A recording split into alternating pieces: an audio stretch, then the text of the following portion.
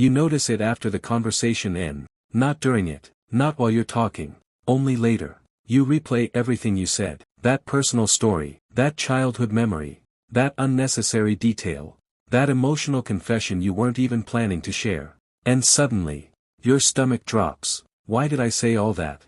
Why did I tell them so much? Why do I always do this? Then comes the second wave. Regret, embarrassment. You imagine them judging you. You imagine them seeing you as needy, too emotional, too much. So next time, you promise yourself you'll stay quiet. But somehow, it happens again, and that pattern usually starts somewhere deeper. Oversharing rarely feels intentional.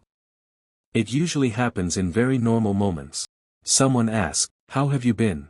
And somehow, you're suddenly talking about things you never planned to share. Someone shows basic kindness. And you feel emotionally exposed. You reveal too much too fast, not because you fully trust them, but because part of you desperately wants to feel understood. This slowly affects friendships. Dating feels intense too early. Work relationships feel awkward afterward.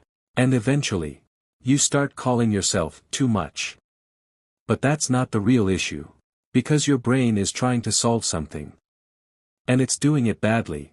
Your brain constantly scans for emotional safety. When someone feels warm, accepting, or deeply attentive, your nervous system may interpret that as something rare.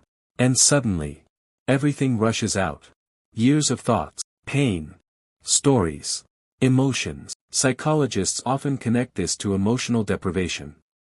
When your feelings weren't consistently welcomed in the past, your brain becomes starving for validation. So when someone finally listens, your brain panics. Not because it feels unsafe, because it feels rare.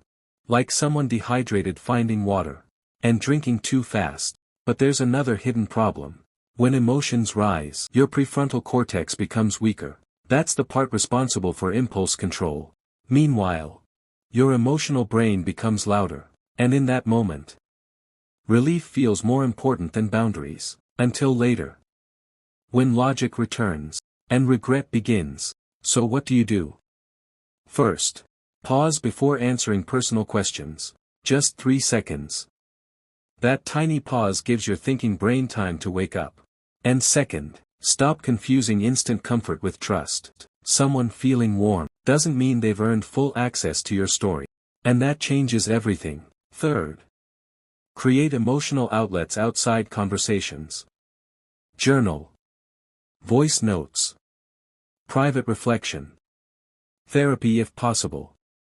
Because if conversations become your only emotional release, you'll keep spilling too much. 4. Practice gradual vulnerability. Trust should work like stairs. Not jumping off a roof. Share something small. Watch how they respond.